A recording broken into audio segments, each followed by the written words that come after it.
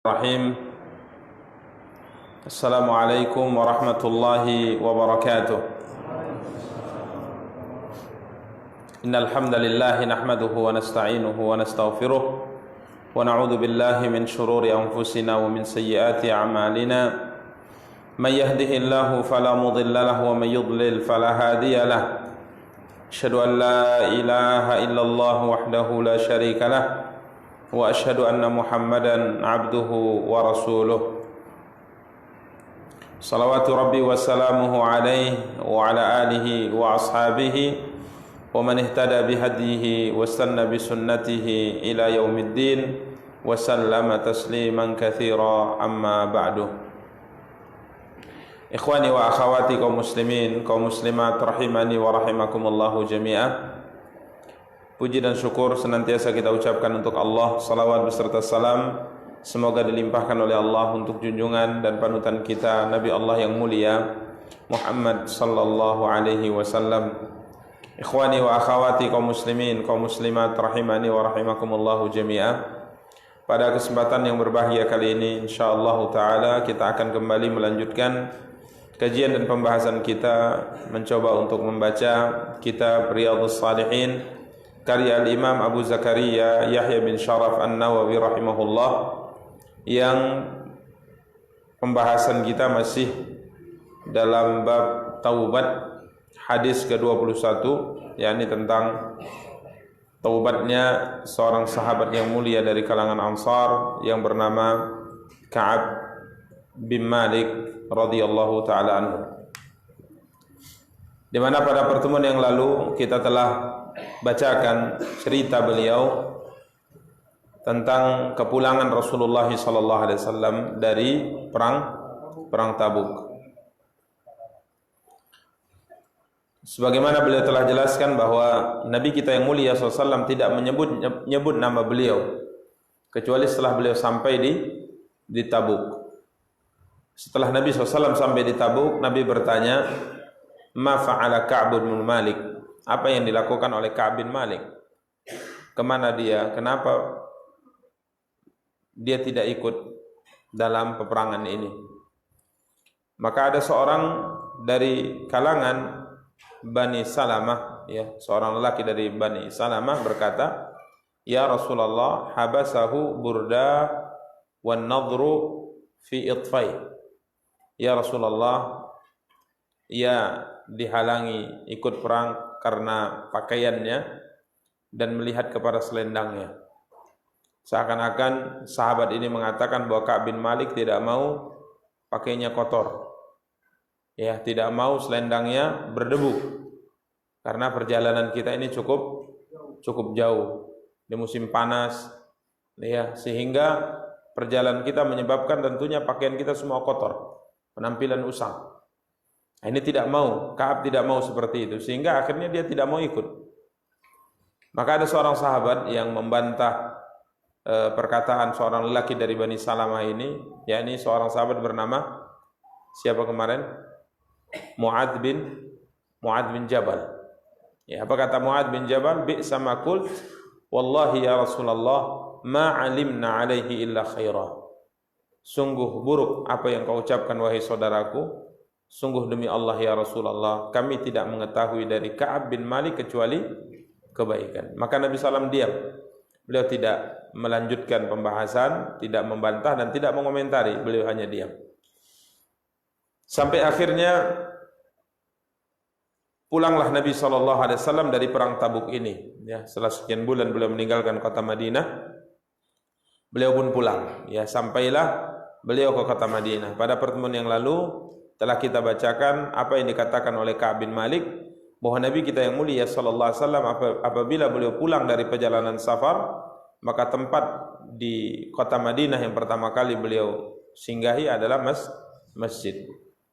Faraka'a fi rak'atain. Kemudian setelahnya Nabi sallallahu alaihi wasallam salat 2 rakaat. Summa jalasa linnas. Kemudian Nabi sallallahu alaihi wasallam duduk, ya, menunggu orang-orang. Ya. Falamma fa'ala dzalik, tatkala Nabi SAW melakukan ini, dalam artian setelah beliau selesai salat, kemudian beliau duduk menghadap kepada orang-orang, maka mulailah datang Orang-orang yang tidak ikut perang yang menyampaikan alasan dan uzur mereka. Kenapa mereka tidak ikut perang? Dan mayoritas mereka ini menyampaikan alasan yang dibuat-buat. Ya, menyampaikan alasan yang dibuat-buat. Ada yang mengatakan sakitlah, ada yang mengatakan tidak punya modal, tidak punya kendaraan, ya, dan yang lainnya alasan yang dibuat-buat. Karena kalau sudah salah, tentunya ribuan alasan bisa diucapkan, disampaikan.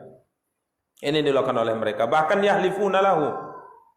Bahkan tidak tanggung-tanggung. Mereka juga sampai bersumpah. Demi Allah ya Rasulullah, saya sakit. Gitu. Supaya alasan itu diterima. Padahal mereka tidak sakit. Dan mayoritas mereka adalah orang-orang munafik. Atau keseluruhan mereka orang-orang munafik. Jumlah mereka kurang lebih berapa? 80 sekian lelaki.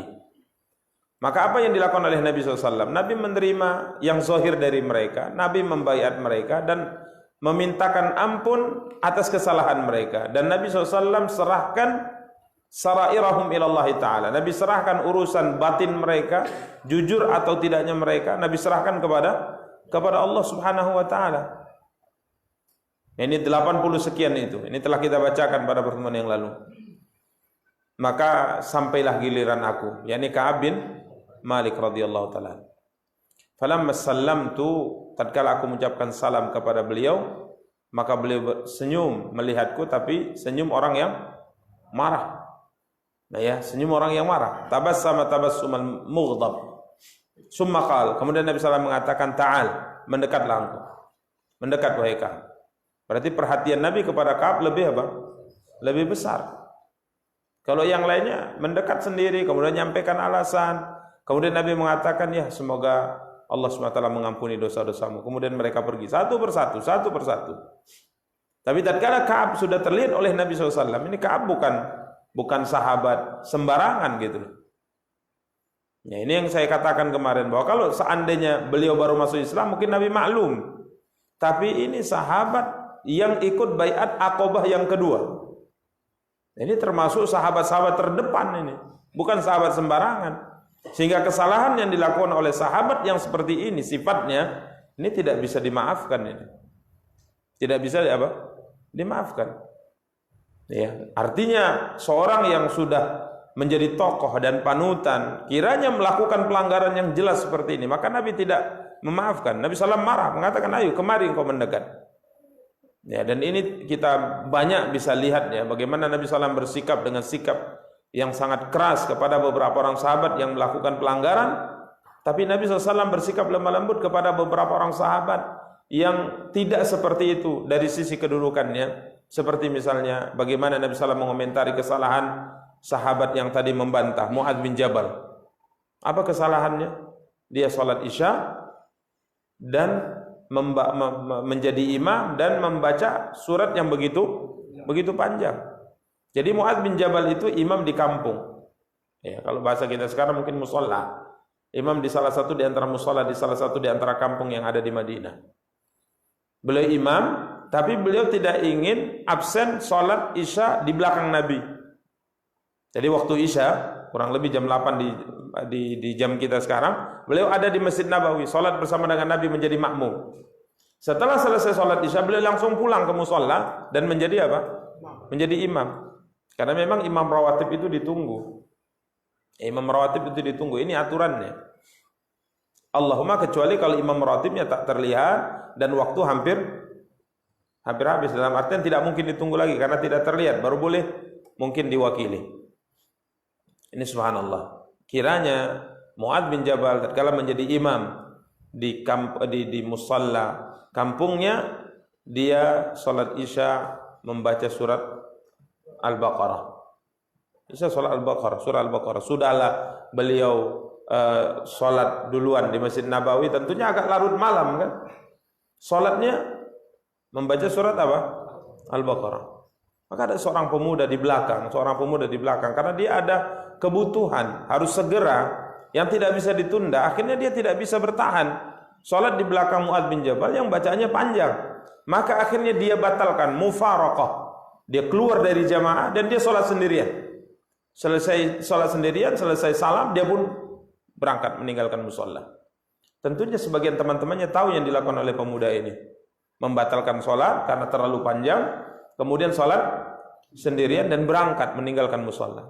Selesai sholat, disampaikan kepada Mu'adz bin Jabal. Ini ada tadi salah satu di antara teman kita yang nggak sanggup. Akhirnya dia mufaraqah, pisah, sholat sendiri, kemudian pergi. Mengatakan munafik itu. Ya, karena orang munafik kalau sholat berdiri dalam keadaan apa? Malas, kata Allah. Munafik. Pemuda ini tatkala dikomentari oleh Mu'adz bin Jabal tidak terima. Maka dia pergi kepada Rasulullah. Dia sampaikan cerita dari awal sampai akhir. Maka Nabi marah sekali kepada siapa? Mu'adz bin Jabal. Nabi sampai naik mimbar. Kemudian Nabi SAW mengatakan, afattanun anta ya Mu'adz. Kamu ini buat masalah wahai Mu'adz. Membuat fitnah engkau wahai Mu'adz. Kata Nabi SAW. Ya, kenapa engkau tidak membaca surat ini? Marah besar Nabi SAW kepada siapa? Mu'adz bin Jabal radhiyallahu ta'ala. Tapi coba antum lihat tatkala ada seorang yang kencing di mana? Di masjid. Coba lihat sikap Nabi SAW. Ada orang buat kegaduhan di mana? Di dalam sholat. Ya, ada orang yang bersin, Muawiyah bin Hakam as-Sulami, ada orang bersin mengatakan alhamdulillah, dia jawab yarhamukallah.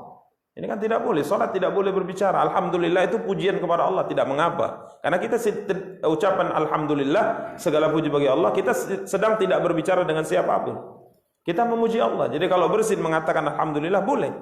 Karena kita tidak berbicara. Tapi bagi yang di samping mengatakan yarhamukallah, semoga Allah merahmatimu, ini komunikasi.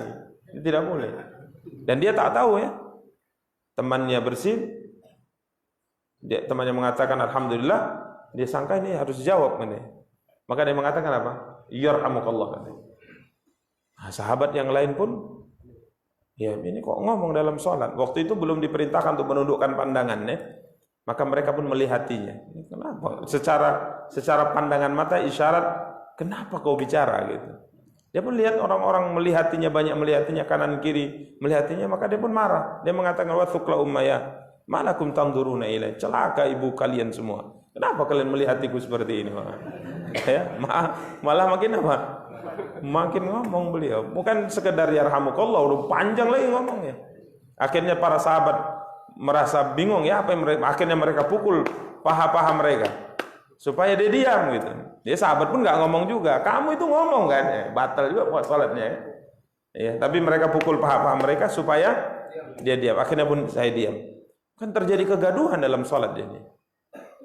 Ya, setelah selesai sholat, dia merasa bersalah ini kan. Dan pukul-pukul paha berarti bersalah saya kan gitu. Ngerasa dia. Akhirnya pun dia diam. Setelah selesai sholat, Nabi panggil dia. Coba antum lihat gimana perasaan kalau antum lakukan itu di sisi Nabi SAW. Ya, dipanggil oleh Nabi SAW. Kemudian Nabi SAW nasihati. Wallahi ma syatamani. Nabi SAW tidak mencelaku, Nabi tidak menghardikku, Nabi tidak memarahiku. Bahkan aku tidak pernah melihat seorang guru terbaik kecuali Muhammad SAW. Coba lihat ini. Beda ya dengan Mu'adz bin Jabal tadi. Ada beberapa orang sahabat yang melakukan pelanggaran juga. Nabi keras. Mengapa namanya? Menegurnya. Seperti Abu Sanabil. Dia melihat seorang wanita yang sudah memakai celak ya. Padahal ia baru tinggal mati oleh suaminya. Sudah pakai celak. Maka Abu Sanabil kayak itu mengatakan, kamu nggak boleh pakai celak karena kamu masih berada di masa iddah. Nggak boleh. Maka wanita ini mengadukan kepada Nabi SAW. Katanya aku tidak boleh memakai celak ya Rasul karena aku berasa di masa iddah. Nabi mengatakan, apa yang terjadi padamu seperti ini? Aku sudah melahirkan. Maka Nabi SAW mengatakan, kadzaba Abu Sanabil. Abu Sanabil itu berdusta sudah.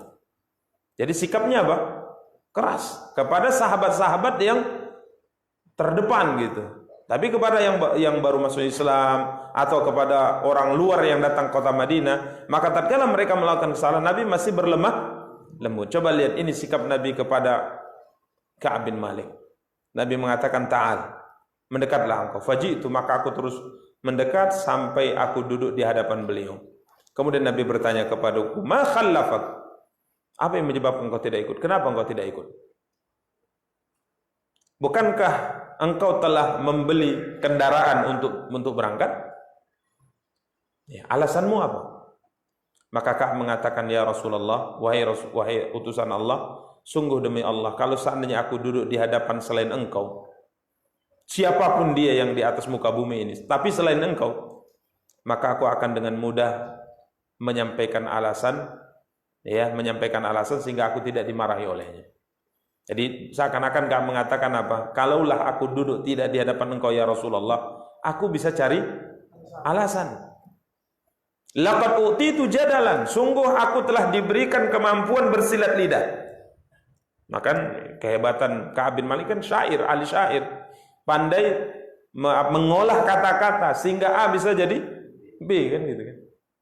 Tapi ini masalahnya, aku duduk di hadapanmu. Demi Allah ya Rasulullah, jika seandainya aku berbicara di hadapanmu dengan kedustaan hari ini yang engkau ridha kepadaku, maka pasti Allah Subhanahu wa taala akan murka kepadaku karena aku berdusta.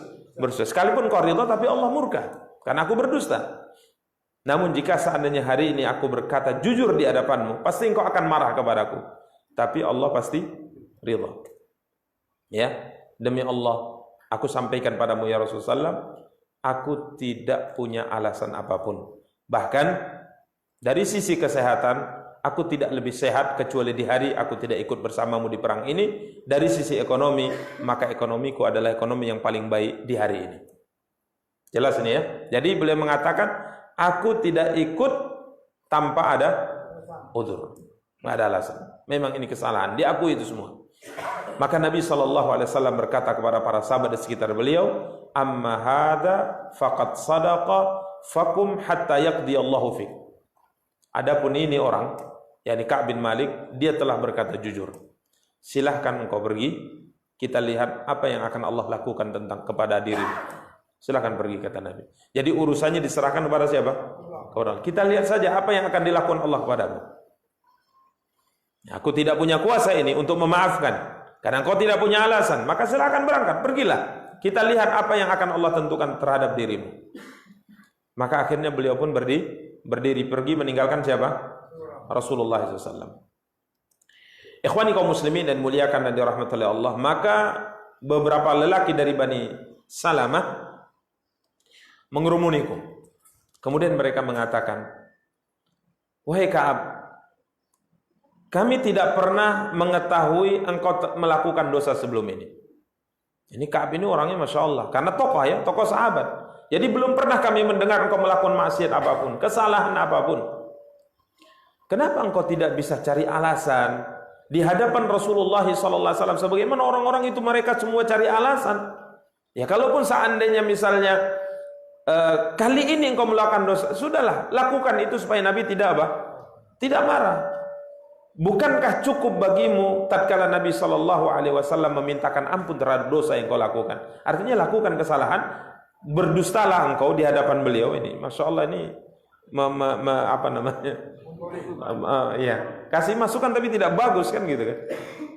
Kalaupun kau melakukan satu kesalahan, di akhir di ujung kalau kau cari alasan, kan Nabi memintakan apa? Ampun, insya Allah Allah akan maafkan. Sampai terus mereka salah-salahkan aku. Cobalah cari alasan, berpikir ulang. Kira-kira ada nggak yang memang mendekati alasan yang bisa membuat Nabi ridha? Maka demi Allah kata Ka'ab bin Malik, hampir-hampir saja aku kembali lagi. Aku mendustakan apa yang aku telah sampaikan di hadapan Nabi SAW. Bisa saja mengatakan, oh maaf ya Rasulullah, lupa. Rupanya ada alasan kan gitu kan. Hampir saja aku kembali. Ini pengaruh ini, masukan ini luar biasa. Pembisik itu luar biasa ya. Hati-hati. Ya, pembisik itu luar biasa.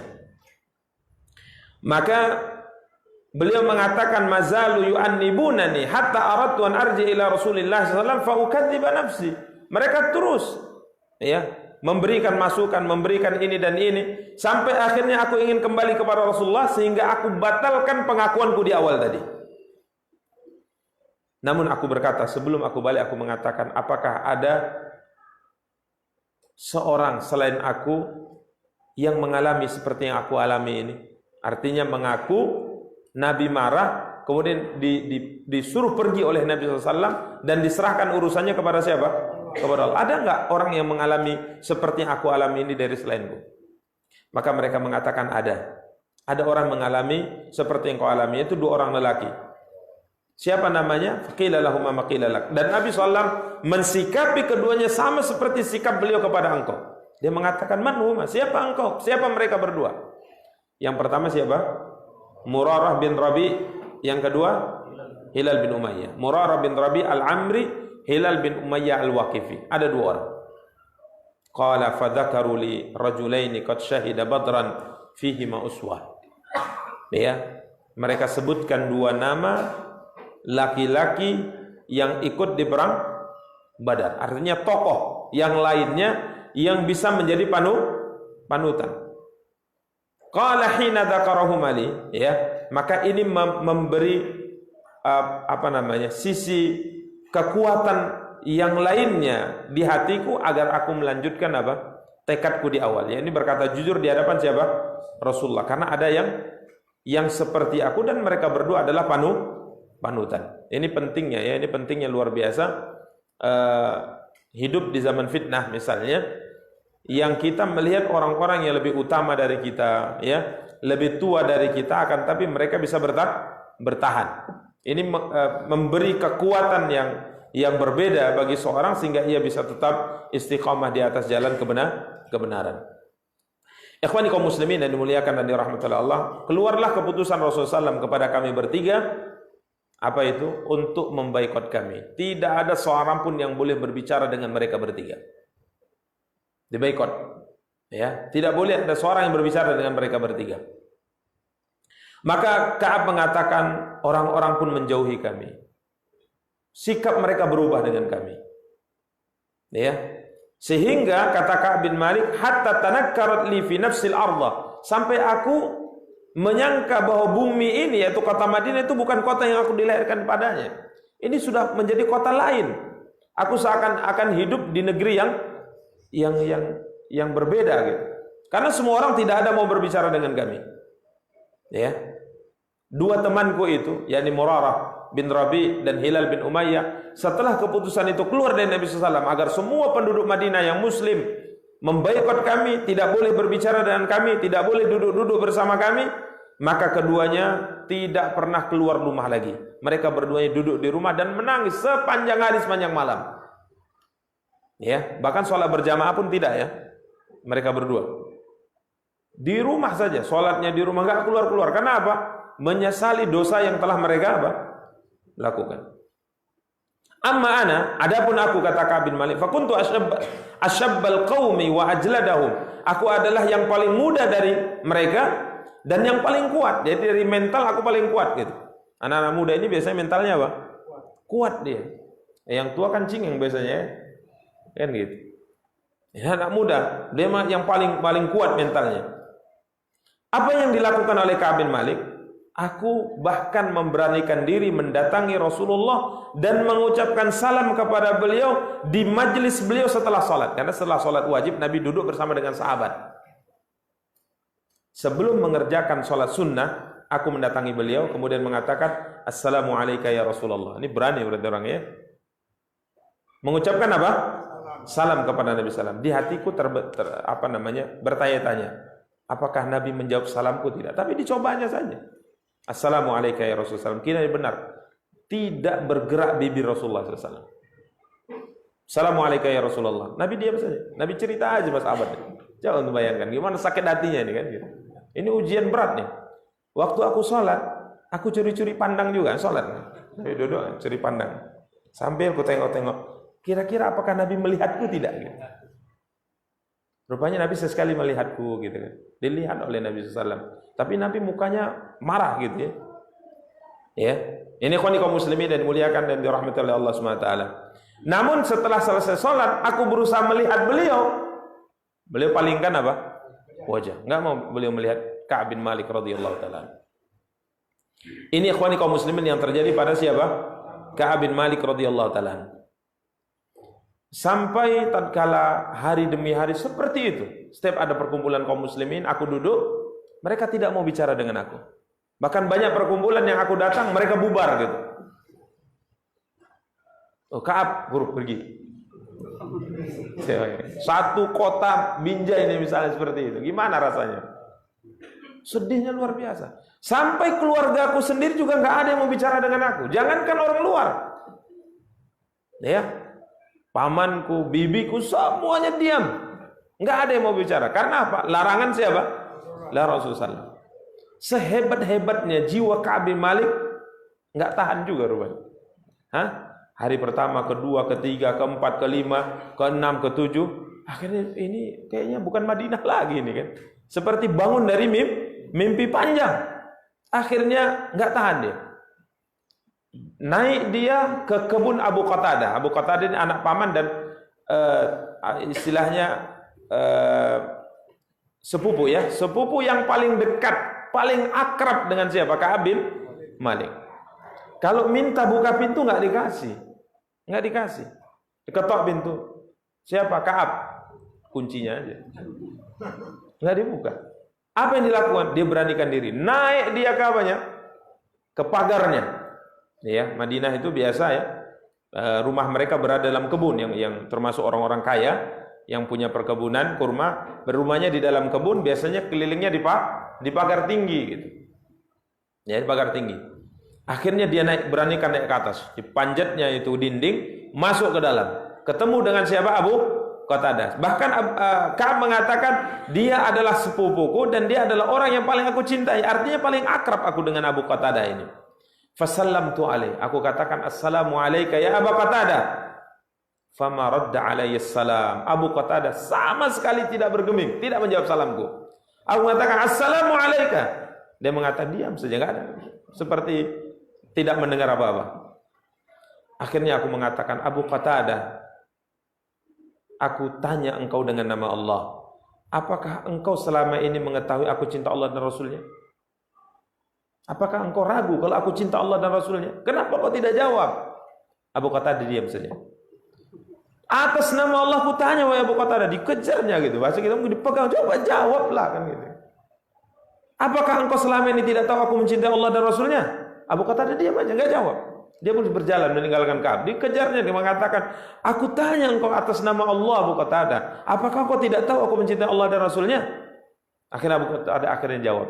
Dia mengatakan, terkait dengan cintamu kepada Allah dan Rasulnya, Allah dan Rasulnya lebih tahu. Aku pun nggak tahu kalau cinta Allah dan Rasulnya. Maksudnya kalau kau cinta Allah dan Rasulnya, kenapa kau nggak ikut perang? Tapi dia mengatakan Allah wa Rasuluhu alam. Masalah cintamu kepada Allah dan Rasulnya, Allah dan Rasulnya lebih tahu. Disitulah akhirnya aku menangis. Wah, ini. Orang kuat juga bisa menangis. Disitulah aku menangis. Fafadat ainaya, maka aku pun menangis. Wa tawallaitu hatta tasawwartul jidar, aku pun balik pulang, aku naik ke menaiki dinding tadi dan aku pulang ke rumah. Ini kaum muslimin yang dimuliakan dan dirahmati Allah. Jadi tetap enggak tahan juga akhirnya ya. Tatkala orang yang paling akrab akhirnya apa? Berpaling juga dari ini. Artinya gini, kadangkala tatkala ada orang yang benci dengan kita, memusuhi kita, menyakiti kita, tapi dia orang jauh, mungkin happy saja kita menghadapinya ya. Tapi kalau orang yang kita cintai bersikap seperti itu, nggak tahan kita memang. Makanya seorang istri kalau dibenci oleh suami, itu luar biasa sedihnya. Seorang suami kalau dibenci oleh istri, luar biasa sedihnya. Karena mereka adalah orang-orang yang kita cintai. Gitu. Ini luar biasa ya. Kemudian ikhwani kaum muslimin dan muliakan dan dirahmati oleh Allah Subhanahu Wa Taala, aku tetap jalan-jalan di pasar ya, walaupun orang tidak mau bicara, orang berpaling, aku tetap keliling di pasar. Ya, tiba-tiba suatu hari ya kata Ka'ab bin Malik, fabainama ana amshi fi suqil Madinah. Suatu hari tatkala aku sedang berjalan di pasar kota Madinah, idza nabatiyun min nabti ahli Syam mimman qadima bit ta'am yabi'uhu bil Madinah yaqul man yadullu ala Ka'ab bin Malik. Tiba-tiba ada seorang petani, nabatiyun itu petani, dari petani-petani negeri Syam, yang biasa datang ke kota Madinah membawa hasil panen mereka, menjualnya di kota Madinah. Dia berteriak kepada orang-orang di pasar, wahai sekalian manusia, siapa di antara kalian yang bisa menunjukkan kepadaku Ka'ab bin Malik? Mana orang yang namanya Ka'ab bin Malik? Ini orang mana? Orang Syam. Negara Syam itu dahulu ini belum ditaklukkan oleh kaum muslimin. Artinya mereka masih punya kerajaan, orang-orang Arab yang punya kerajaan, tapi kerajaan boneka orang-orang Romawi. Artinya mereka beragama Nasrani. Fatafiqan nasu yushiruna lahu ilayya hatta ja'ani. Maka orang-orang pun menunjukku. Itu yang namanya Ka'ab bin Malik. Ya, bukan dipanggil Ka'ab, ada orang cari kau, enggak. Karena tidak boleh apa? Tidak boleh bicara. Mereka yang mengatakan, itu namanya Ka'ab itu. Ya, ini luar biasa ya. Maka akhirnya orang itu pun datang, petani itu pun datang, dan dia menyerahkan kepadaku satu surat dari Raja Ghassan. Ghassan ini adalah kerajaan Arab yang kita katakan di bawah kekuasaan Romawi. Mereka punya raja, punya tentara, tapi kekuasaan mereka di bawah kekuasaan Romawi ya. Kerajaan Romawi. Wa kuntu katiban, dan aku termasuk orang yang bisa baca dan menulis. Jadi tatkala diserahkan surat itu, aku buka dan aku baca. Fa idza fi, kiranya di dalamnya dari Raja Ghassan kepada Ka'ab bin Malik. Adapun setelahnya, wahai Ka'ab, sesungguhnya telah sampai informasi kepada kami bahwa teman-temanmu di Madinah telah membaikotmu, telah bersikap kasar kepadamu, dan Allah Subhanahu wa taala tidak menjadikan engkau berada di tidak pantas ya, tidak pantas engkau berada di negeri yang engkau di situ dihinakan, disia-siakan, maka tinggalkan Madinah, berangkatlah ke negeri kami, maka kami akan muliakan engkau. Ini tawaran yang menggiurkan ya. Jadi kalau kita berbicara tentang jiwa, mungkin kita orang bisa berkata seperti ini. Kalau seandainya kalian tidak tidak mau memaafkanku, tidak mau memperbaiki hubungan kalian dengan aku akan pindah. Bisa aku pindah dari mana? Dari Madinah. Ini banyak lagi orang yang butuh dengan aku. Iya. Apa gunanya aku dengan kalian kalau seperti ini sikap kalian? Ini kalau jiwa berbicarakan, tapi ini sahabat bukan sahabat seperti itu. Artinya sahabat terdepan ya. Makanya kalau orang-orang munafik ini yang dilakukan seperti ini oleh Nabi SAW dan ada tawaran ini, pasti mereka apa? Lari. Nggak ada tawaran pun lari.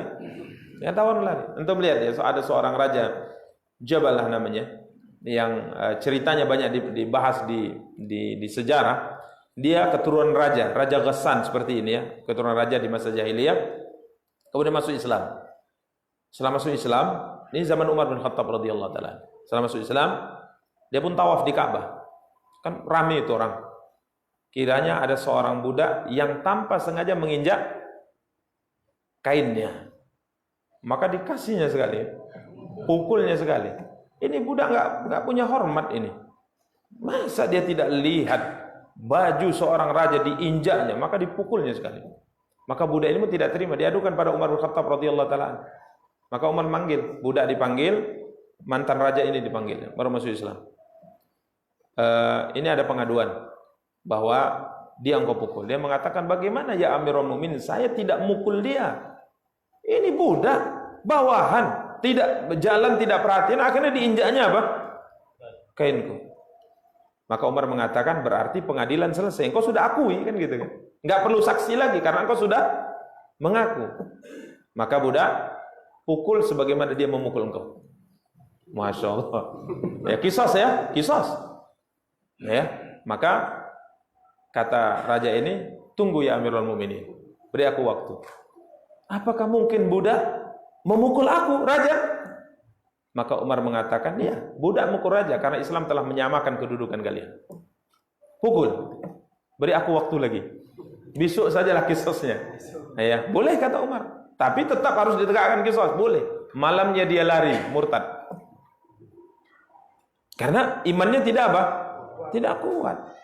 Tapi Ka'ab bin Malik coba dapat tawaran. Apa yang dilakukan olehnya? Tatkala aku baca ada tawaran seperti ini, aku baca ini adalah tawaran yang sangat luar biasa.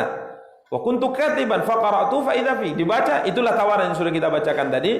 Maka apa yang dilakukan oleh Ka'ab? Ini termasuk ujian yang lainnya. Paham dia? Dia tidak melihat ini tawaran yang menggiurkan. Ini ujian. Allah sedang menguji aku. Maka akhirnya aku pergi ke tungku api, masukkan surat itu ke dalam, terbakar kan gitu. Selesai. Ini juga cara ya. Kalau seandainya ada sesuatu yang takut-takut karena nggak tahan, akhirnya kita kembali lagi setelah hijrah, hancurkan saja. Ya, contoh misalnya sudah hijrah dari alat-alat musik misalnya, jangan simpan-simpan di kamar, tak di kamar. Kenang-kenangan, pernah hijrah. Ya kalau pasti iman antum kuat, pas kembali, coba sekali lah, coba 2 kali, 3 kali. Apa caranya bagaimana? Coba lihat, dibakar. Ya, jangan sampai iman kita tatkala turun kita kembali lagi melakukan. Karena apa? Karena yang kita tinggalkan itu masih ada di sekitar kita. Apa yang dilakukan oleh Ka'ab bin Malik? Dia langsung bakar supaya tidak lagi apa? Teringat-ingat. Karena akhir daripada ujian ini belum tentu 1 hari 2 hari ke depan. Ya, kalau imannya tidak kuat, akhirnya surat ini dia bawa berangkat ke sana. Maka yang dilakukan olehnya langsung pergi ke tungku dapur, hidupkan api, langsung dibakar. Ini ikhwani kaum muslimin yang dimuliakan dan dirahmati oleh Allah Subhanahu wa taala. Insyaallah kita lanjutkan, enggak habis-habis ya. Enggak selesai ini. Masih panjang ini ceritanya ya. Kita cukupkan. Subhanakallahumma bihamdik, asyhadu an la ilaha illa anta, astaghfiruka wa atubu ilaika. Wassalamualaikum warahmatullahi wabarakatuh.